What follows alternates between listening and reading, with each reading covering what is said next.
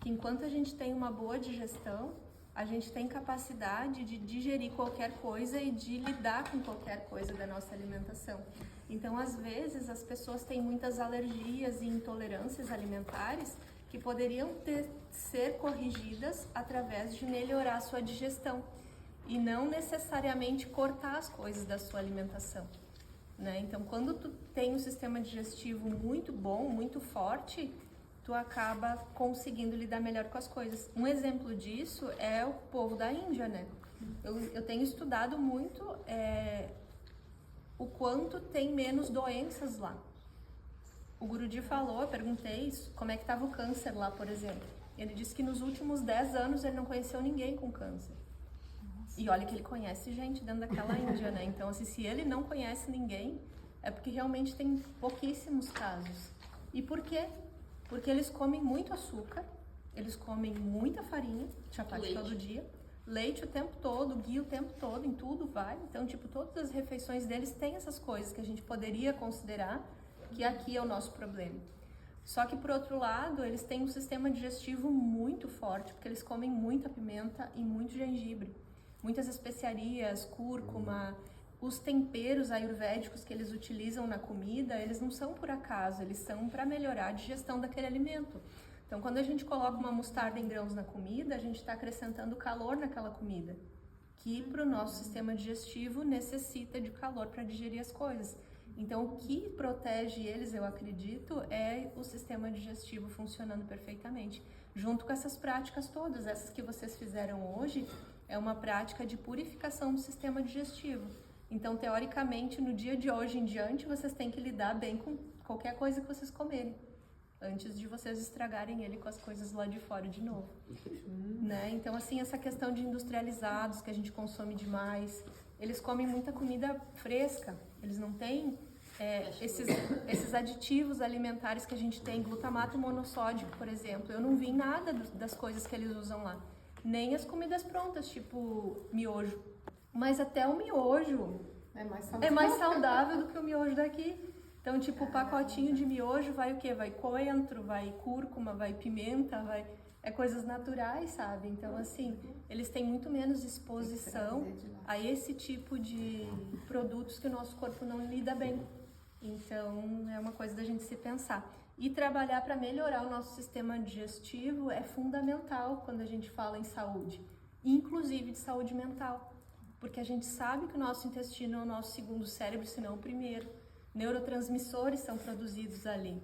A imunidade, 70% da imunidade vem da parede intestinal, saudável, da barreira de muco do nosso intestino. Então, cuidar do sistema digestivo é cuidar do corpo como um todo.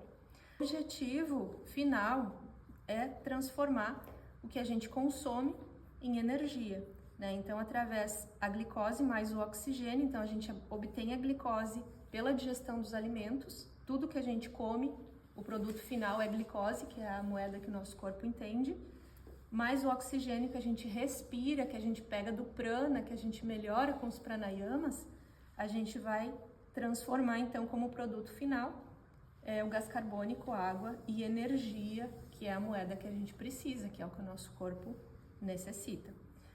A nutrição é o processo de fornecimento dos nutrientes necessários à vida. Não mudem essa frase. A gente come porque a gente precisa de nutrientes. E a gente tem que ter muita consciência disso. Porque, claro, existe o social, existe o prazer de se alimentar também. Mas a gente não pode esquecer do objetivo principal, que é fornecer nutrientes. Então, sempre que eu for me alimentar, eu preciso olhar para o meu prato e ver o quanto de nutrição eu tenho naquele prato. É bem importante isso. Alimento é qualquer substância que fornece energia ou crescimento, e os nutrientes eles são divididos dessa forma. Então, tem os macronutrientes, que são as proteínas, os carboidratos e as gorduras, que são as moléculas grandes, e os micronutrientes são as vitaminas e os minerais, que são as moléculas pequenas. Ponto. É disso aqui que a gente precisa. Isso é nutrição. Aí a gente tem as etapas, então, da nutrição, que são a ingestão, a digestão, a absorção a assimilação, que vai para cada lugar, e a egestão, que é a eliminação dos resíduos. O alimento, ele vai ter a primeira etapa da digestão dele já na boca, através, claro, a mastigação, então os dentes, a língua e a saliva. Mas a gente já tem enzimas que são liberadas na boca, que começam a digestão do amido, por exemplo. Aí ele vai se transformar em bolo alimentar, e a segunda etapa vai acontecer no estômago. Então ali vai atuar o suco gástrico e também os movimentos peristálticos do nosso sistema. Vai ser transformado em quimo, e a terceira etapa vai acontecer no intestino delgado, onde vai atuar a bilis, o suco pancreático, o suco intestinal e ainda os movimentos peristálticos, que vai ser transformado em quilo. O que acontece? Se eu não tiver movimentos peristálticos no meu intestino, eu não vou ter uma boa evacuação, por exemplo, e isso vai prejudicar o processo todo. Então, a pessoa que ela não faz atividade nenhuma, que ela trabalha o dia todo sentada, que ela usa o carro para tudo, ela vai ter um sistema digestivo não saudável por conta do sedentarismo. Então é importante que eu trabalhe em todas as etapas e não só naquilo que eu como. Percebem que tudo precisa ser uma sinfonia? Então a ingestão, o alimento é mastigado pelos dentes, degustado pela língua, misturado com a saliva e finalmente engolido na forma de bolo alimentar. É importante que a gente faça corretamente esse processo. O alimento precisa ser mastigado na boca, o estômago não tem dente. Eu não canso de falar isso, porque as pessoas dão 2 reboladas na comida na boca e engolem inteiro. Vai pedaços de comida para o estômago que ele não dá conta. E aí gera muito gás. E vai para o intestino ainda em pedaços grandes, porque o estômago não tem condição de mastigar. E aí as bactérias fermentam demais. Então a pessoa está sempre com gases, sempre se sentindo estufada, sempre se sentindo mal. Ah, porque tudo me faz mal. Não, você que não está mastigando a comida direito. Então, tomar tempo na refeição, mastigar até que tu engula uma pasta mesmo, que é o certo. Aqui na nossa língua, a gente tem papilas gustativas, que absorvem, que sentem diferentes sabores. Então, na ponta da língua, a gente vai sentir o sabor doce. Por isso que a gente lambe o sorvete, para sentir o sabor doce primeiro. Na lateral aqui, a gente tem o sabor salgado, aqui no fundo amargo e bem aqui nas laterais do fundo o azedo. Aqui é a nossa dentição. As papilas gustativas, na maioria das pessoas, ela está obstruída. As pessoas têm as papilas inflamadas, por isso que elas não sentem o sabor das coisas. Vocês já viram uma criança que come muita porcaria, por exemplo? Se tu der uma fruta para ela, ela não vai gostar, porque ela não sente o gosto real daquela fruta.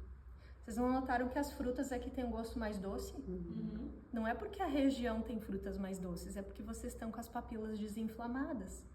Vocês estão com a língua mais limpa. E aí vocês conseguem sentir o real sabor das coisas, especialmente agora. A digestão, então, é o conjunto de transformações químicas e físicas que os alimentos sofrem ao longo do sistema digestivo para se converter em compostos menores, assimiláveis, hidrossolúveis e absorvíveis, com a função de manter o suprimento de água, eletrólitos, nutrientes do organismo num fluxo contínuo. Isso acontece o tempo todo enquanto a gente está vivo, né? Enquanto a gente está se alimentando, a gente tem esse processo acontecendo o tempo todo. E precisa ser dessa forma, assimiláveis, hidrossolúveis e absorvíveis, porque cada célula do meu corpo precisa receber nutrição. Então, é importante que esse processo aconteça de forma correta. A boca, então, vai começar a digestão do amido. O estômago vai digerir as proteínas através do suco gástrico, que ele é extremamente ácido, não existe nada na natureza mais ácida do que o nosso estômago. Então, ele tem isso principalmente para quebrar uma molécula grande de proteína, por exemplo, e também para proteção, né, que as bactérias não passem pelo nosso tubo digestivo. No intestino delgado, todos os outros componentes vão ser digeridos. Na boca vai ser produzida saliva através de água, muco, sais, a lisozima, que é uma enzima responsável por eliminar as bactérias, mais a amilase salivar, que vai quebrar o amido em açúcar. A água, é extremamente importante para a digestão. Porque se eu não tiver água para produzir saliva, eu não vou conseguir digerir direito o amido, por exemplo, os carboidratos. Então, a pessoa que não bebe água tem a digestão prejudicada por falta de saliva. Isso também é importante. A faringe faz parte do aparelho digestivo e respiratório também. E através da epiglote é que ela vai controlar o que vai descer, se vai ser o ar ou se vai ser a comida. O esôfago tem mais ou menos 25 centímetros, faz a secreção do muco e a função, através dos movimentos peristálticos, levar o alimento triturado até o estômago. Então, mesmo que eu esteja de cabeça para baixo, eu vou conseguir empurrar o alimento por conta dos movimentos peristálticos. O estômago é uma bolsa em forma de J que armazena cerca de 2 litros. É bastante coisa, né? O alimento se mistura com o suco gástrico, muco e pepsina, que é quebrado em proteína, que faz a quebra das proteínas, né? Essa limpeza que vocês fazem de manhã, o Vamandaut, ele faz essa liberação de muco, porque conforme a inflamação do estômago aumenta, tu tem muito muco no estômago, e aí acaba que a enzima digestiva, ela não consegue fazer o trabalho dela direito, o ácido clorídrico não trabalha bem quando tu tem muito muco. Então, limpar esse muco através do Vamandaut é bem positivo, bem produtivo para o sistema digestivo também. Não quer dizer que vocês têm que fazer isso todos os dias eternamente. Vocês vão fazer por um período agora, 30 dias, e depois vocês podem dar um tempo. Aí, se vocês notarem que alguma coisa na alimentação não está indo bem, ou vocês comeram alguma coisa, foi no rodízio de pizza com regada chopp na noite anterior, no outro dia vocês vão estar cheios de muco, porque inflamou a mucosa. Então, fazer o Vamandaut naquele dia seguinte, naquela semana, talvez até que vocês se sintam bem de novo, pode ser bem benéfico. Então, vai fazendo a manutenção através das práticas que vocês aprenderam. O intestino delgado, que é essa parte mais fina, ele vai ter o duodeno, o jejuno e o íleo, e ele tem aproximadamente 7 metros de comprimento, então é uma coisa enorme, e 3 centímetros de diâmetro. A mucosa possui microvilosidades justamente para aumentar a superfície de absorção. Por que é tão comprido o intestino delgado? Porque eu preciso de uma grande área para absorver os nutrientes. Então isso aqui, essas microvilosidades, isso aqui é um intestino saudável, tá? A maioria das pessoas com alimentação atual, elas não têm isso aqui. Ela tem tudo pela metade, assim, ou quase não tem nada. E algumas enzimas, elas ficam nessas partezinhas de baixo aqui, como a lactase, por exemplo. A enzima que digere o açúcar do leite, ela fica nessa parte aqui. Então, quando a pessoa está com o intestino reto, sem microvilosidades, porque está inflamado, ela começa a ter intolerância à lactose. Porque a lactase dela, que era para estar aqui, não tem lugar para ficar. E aí ela perde muita enzima. Então, muita gente tem intolerância à lactose, não porque o corpo não está tolerando mais. É porque o intestino está inflamado demais e a lactase não está sendo produzida adequadamente. Inclusive, essa camada de muco que fica aqui tem muita célula de defesa do nosso corpo. E essa camada de muco, ela precisa ser grossa. Só que conforme a gente vai se alimentando e mudando a microbiota intestinal, ela vai afinando a camada de muco, até que ela se torna permeável. Essa barreira, que precisa ser muito bem isolada, ela começa a se abrir, as junções do intestino se abrem. Então, começa a ativar demais o sistema imunológico, porque quando passa alguma coisa aqui, o meu corpo vai entender como um agressor, ele não deveria estar passando. E isso ativa o sistema imunológico, então a pessoa começa a ter o quê? Alergias alimentares, de vários tipos diferentes. Do nada ela começa a ter alergia a uma coisa que ela não tinha antes, por conta disso. Tem gente que lida muito bem com leite, mas tem gente que não consegue digerir. E tem muitas pessoas que têm alergia à caseína, que é a proteína do leite. Ela é uma molécula muito grande para o nosso corpo.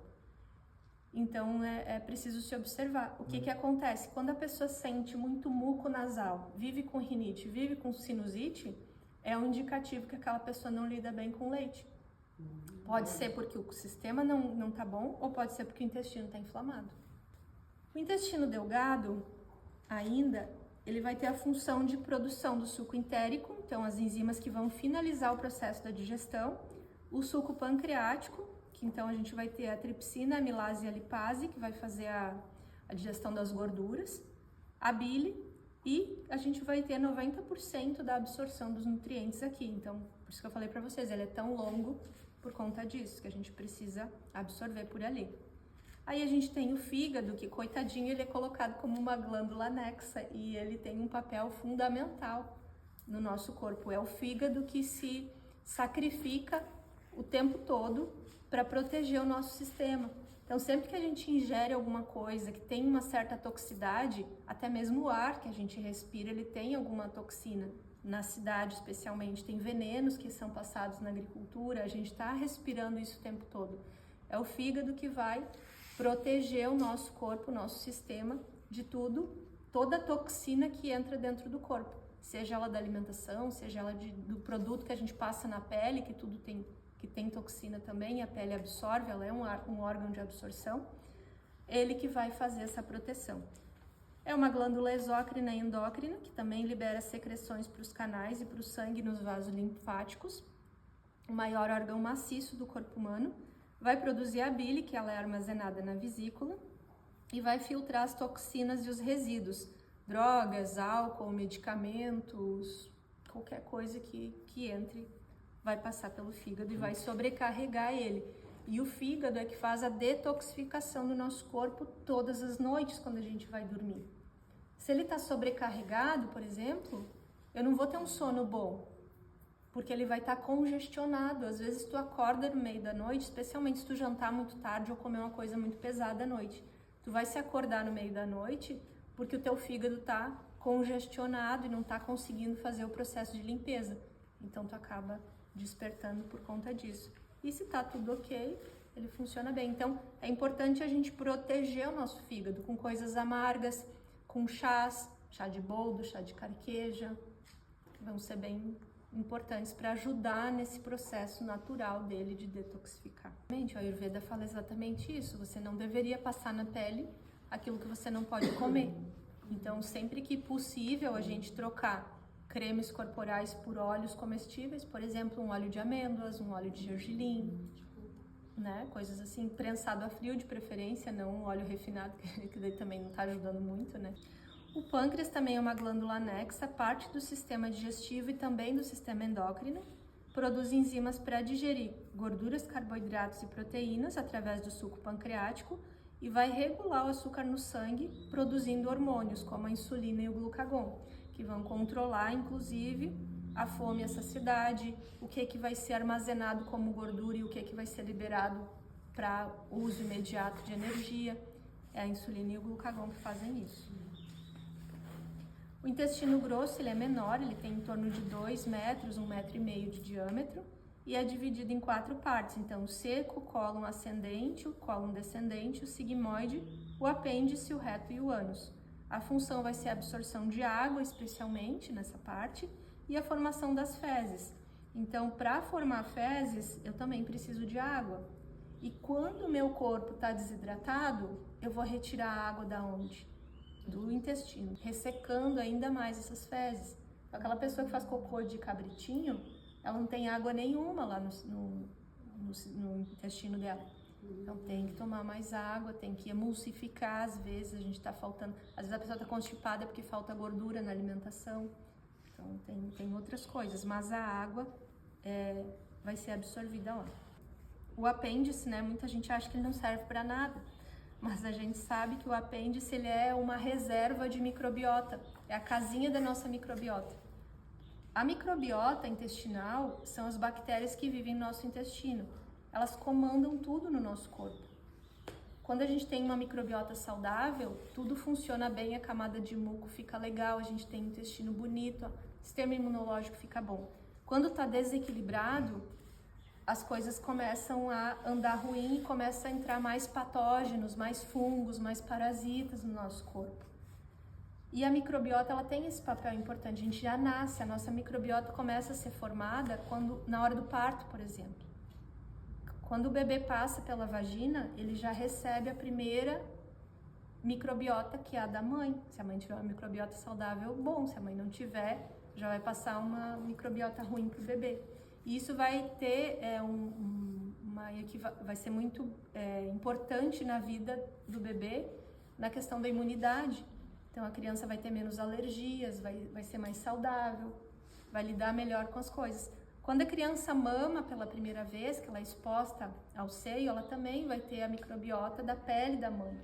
Então ela, até os 2 anos de idade, ela vai sendo exposta a várias coisas para poder desenvolver uma microbiota própria e saudável. Cada indivíduo tem uma microbiota diferente.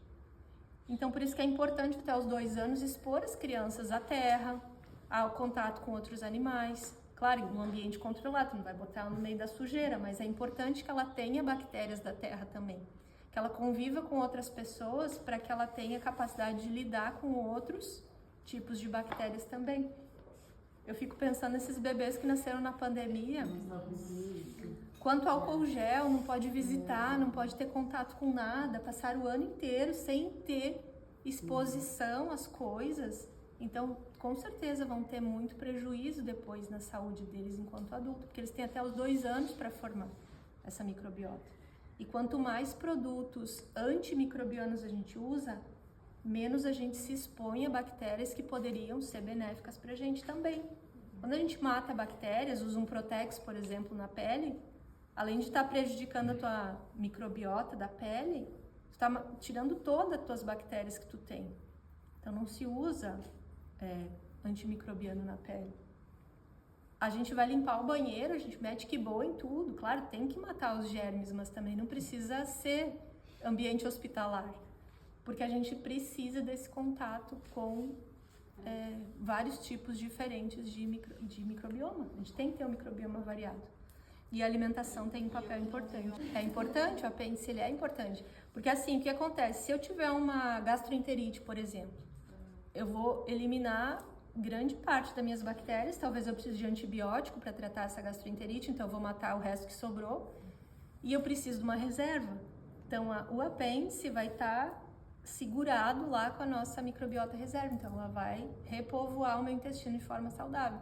A pessoa que tirou o apêndice, o corpo vai achar um meio de guardar um pouco também, né? Porque o corpo se adapta a tudo, assim como quando eu tiro a vesícula, ele dá um jeito de se adaptar e trabalhar com o que ele tem. É a mesma coisa. Mas é interessante eu lembrar que quando eu tomar antibiótico, tiver uma gastroenterite, talvez eu precise tomar um probiótico. Ter uma quantidade boa, comprar um probiótico que tenha pelo menos 4 cepas. Ou mais, 5, 6, 7. Pode mandar manipular também. Então é importante. Gente, olhar o cocô é o básico para saber como é que está a nossa saúde digestiva. O ideal é que a gente tenha esse formato 4 aqui, ó, uma salsicha, uma banana. Ele não pode ter grumos, ele não pode ser espedaçado, ele não pode ser líquido, ele não pode ser pastoso. Ele tem que ter um formato. Quando ele está diferente disso, é porque alguma coisa não está legal no meu sistema digestivo. Ou eu estou com desidratação, e às vezes pode ser um medicamento que eu tomo, medicamentos para depressão e ansiedade fazem isso, eles roubam água do intestino, então a pessoa tem mais tendência à constipação. Outros medicamentos para pressão, diuréticos, também vão alterar. Quando elas estão assim mais espedaçadas, pode ser uma intolerância alimentar, uma alergia alimentar, pode ser que alguma coisa que eu estou comendo não está sendo assimilada corretamente, ou pode ser que eu esteja com a digestão muito rápida, porque eu sou pita, e estou comendo muito alimento que está aumentando o meu pita, meu fogo. E aí não dá tempo de formar uma fezes e acaba sendo líquida, às vezes até mesmo diarreia. Então eu tenho que buscar equilibrar para que eu tenha um intestino saudável, porque eliminar demais também não é bom. Eu preciso de um tempo para absorver os nutrientes da alimentação. Se o que eu estou comendo eu estou eliminando em, sei lá, 2 horas, tem gente que é assim, comeu, foi no banheiro. Não está dando tempo de assimilar os nutrientes, então eu vou ter deficiências nutricionais por conta disso. Então, ideal, formato de salsicha, busquem esse formato para saúde intestinal. Absorção e assimilação. Então, o alimento que já foi digerido vai ser absorvido no intestino e entrar nos vasos sanguíneos e linfáticos. Após a digestão, as proteínas vão se transformar em aminoácidos, os amidos em carboidratos, os carboidratos em açúcares, e para poder entrar nos capilares sanguíneos, que são, lembram, as menores menor que as veias, os menores de todos que a gente tem no corpo. As gorduras são transformadas em ácidos graxos e glicerol para poder entrar nos vasos linfáticos e fazer o controle da linfa.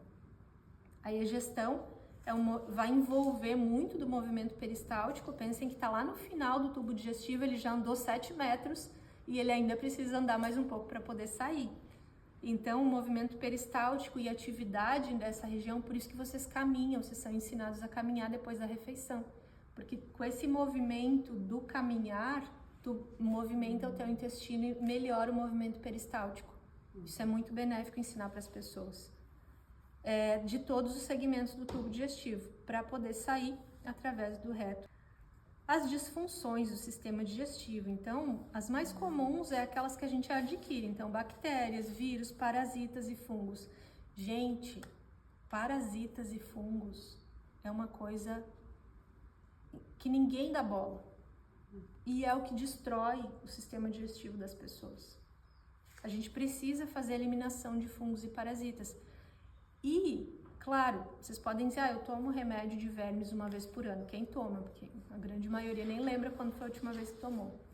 Mas eles não vão pegar todos os micro-organismos, eles não vão pegar todos os parasitas. Tem, sei lá, mais de 40 tipos. O remédio talvez pegue 3 ou 4. Então é importante vocês fazerem práticas de desparasitação natural. Então tem vários protocolos aí. O que eu trabalho é feito na lua nova, que é quando os parasitas eles vão para o intestino para se reproduzir, então eles estão mais frágeis, eles estão mais fracos, é o momento da gente pegar eles. Então a gente vai usar o quê? Chá de orégano com cravo, que é antifúngico. A gente vai utilizar chá de mastruz, losna, que é um chá desde as nossas avós que já utilizavam para desverminar. Então vai dar para usar aromaterapia também, pode comprar óleo essencial de cravo, a semente de abóbora também, ela é super boa para eliminar parasitas. A semente do mamão pode ser triturada ou pode comer junto com o mamão, só que tem que mastigar, né?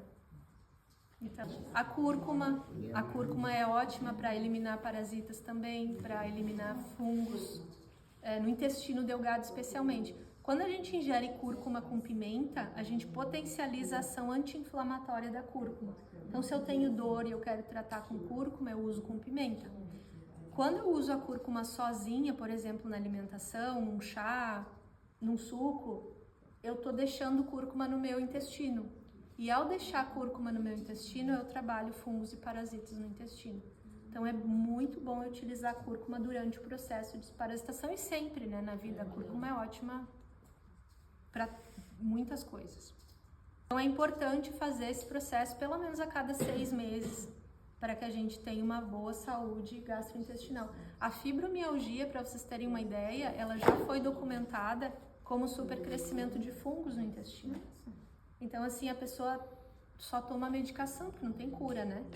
E quando ela trata a alimentação dela, ela desinflama, ela desparasita, ela faz um protocolo assim, ela melhora as dores da fibra, ela pode parar com a medicação. É incrível. Aí outras disfunções, icterícia, que é a elevação das bilirrubinas, a pessoa fica mais amarelada. A dor, dispepsia, então estufamento, má digestão, gastrite, né? Tem muita gente com gastrite por conta da inflamação. E aí a gastrite, ela leva a esofagite, porque daí tu tem refluxo e aquele ácido volta e prejudica o esôfago. Então quem tem sente muita dor e desconforto.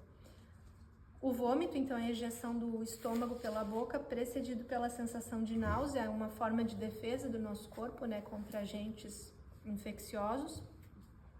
Constipação, dificuldade de evacuação, alteração da consistência das fezes ou do número de evacuações. A pessoa, não necessariamente, ela não precisa, por exemplo, assim, ela pode fazer cocô todos os dias, mas se ela faz aquele cocô de bolinha, número 1, ela está constipada. Né? Então não é só não fazer todos os dias, tem que fazer um cocô saudável para dizer que eu tenho intestino saudável. E às vezes a gente vai perguntar para a pessoa, porque para ela o normal é a cada 3 dias. Como é que funciona o teu intestino? Normal. E quantas vezes? Não, a cada 3 dias eu vou no banheiro. Para ela é normal, porque ela foi assim a vida inteira. Às vezes não é só alimentação. às vezes está inflamado. O intestino inflamado, ele vai absorver mais água, porque ele está inflamado. Quando tu está febril, por exemplo, tu desidrata, o intestino é a mesma coisa, ele está febril, ele precisa de mais água. E aí acaba que retira das fezes e a pessoa constipa por causa disso. Então é uma inflamação que tem ali. Então tem que melhorar a alimentação, melhorar a questão inflamatória.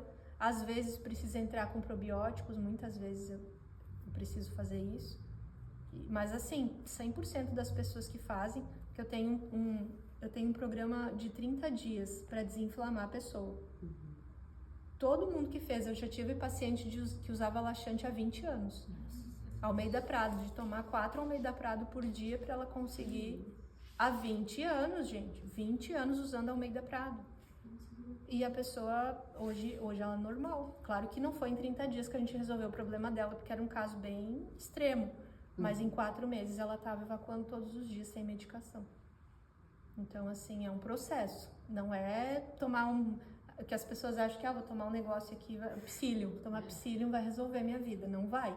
Às vezes vai piorar, porque vai acabar bagunçando mais do que já está uma bagunça. Então tem que melhorar o padrão todo de alimentação. E isso leva tempo. A diarreia também é uma disfunção, então uma consistência amolecida e mais do que 3 evacuações por dia já é considerado diarreia. E o refluxo, né? Então azia, regurgitação, o próprio refluxo e até mesmo tosse. Às vezes a pessoa tem uma tosse que não melhora nunca e é porque conta que ela tá com refluxo. Ela, às vezes o sintoma não tem nada a ver com o que ela acha que seria, né? Úlceras, gastrite, pedra na vesícula, pancreatite é uma condição muito grave, muito comum também, porque há uma inflamação no pâncreas, hérnia abdominal, gordura no fígado, sei lá, 70% das pessoas têm gordura no fígado por conta da alimentação. Síndrome do intestino irritável é muito comum também. Então, a síndrome do intestino irritável nada mais é do que uma inflamação no intestino. Que a pessoa, tudo que ela come faz mal. E alguns alimentos fazem mais mal do que outros e desencadeiam uma crise de dor. Então, a pessoa vive na medicação, vive tomando antigases, remédio para dor. E ou tá com diarreia ou tá constipada, aquela coisa. O glúten é considerado inflamatório? Ele é considerado inflamatório para a maioria das pessoas. Eu conheci pouquíssimas pessoas que não sofrem com o glúten, que conseguem digerir bem a proteína. E eu acredito que muito tem a ver com a transformação que o glúten veio sofrendo. O trigo, né? Ele foi muito modificado geneticamente até que a gente não consegue reconhecer aquela proteína e o sistema reage a ela. Então, o que acontece com o glúten é que ele age diretamente lá naquelas junções do intestino. Então, ele reage de uma forma que o meu corpo não reconhece a proteína. E aí, por não reconhecer, o sistema imunológico reage. Então, ele abre as junções do intestino. O intestino permeável, na maioria das vezes, é causado pelo glúten. Então, assim, reduzir a exposição, não precisa cortar de vez se tu não tem problema. Mas reduzir a exposição é benéfico para todo mundo. Então, não precisa comer pão todo dia, né? Vocês não estão comendo pão todo dia aqui e estão sobrevivendo. Então dá para comer, sei lá, a cada 3 dias. Se eu comer um pão a cada 3 dias, eu não vou inflamar. Se eu tiver com o sistema bom. Se eu tiver com o sistema ruim, provavelmente um pedacinho de pão já vai causar um problema. Mas se eu tô bem, eu lido bem. Porque é aquilo que eu falei no início, não tem a ver com o glúten diretamente, tem a ver com a capacidade do meu corpo de digerir a proteína. Mas claro, tem essa questão da modificação genética que aí foge do nosso controle. Então, assim, os asanas para sistema digestivo. Os de alongamento, especialmente os de torções e os de flexão para frente. Aquela sequência que vocês fizeram hoje aqui é os melhores que tem para o sistema digestivo. Pavana Muktasana é bom para eliminação dos gases, então compressão do abdômen ali. Nauli é muito bom também, não tá aqui, mas o Nauli é ótimo para te fazer aquela compressão abdominal e melhorar os movimentos peristálticos. Então, em jejum de manhã, dá para fazer o Nauli. Bástrica, que ativa o sistema circulatório, então também vai ser benéfico. E as compressões, os bandas, então tem o Mula Bandha e o Dhyana e Jalandhara Bandha também, que são as contrações dos esfíncteres também. Então vão estar melhorando a circulação local, também fazendo com que melhore o sistema. Vamandauti, Shankaprakshalam, são os crias para a melhora do sistema digestivo. Descansar e relaxar o sistema digestivo fazendo algumas dietas de frutas, por exemplo. Então, uma vez por mês, eu fazer uma dieta de fruta vai ser ótimo para o meu corpo. Não precisa ser 3 dias, pode ser 1 dia. A fruta, ela vai te fornecer água, eletrólitos e minerais e vitaminas. Só.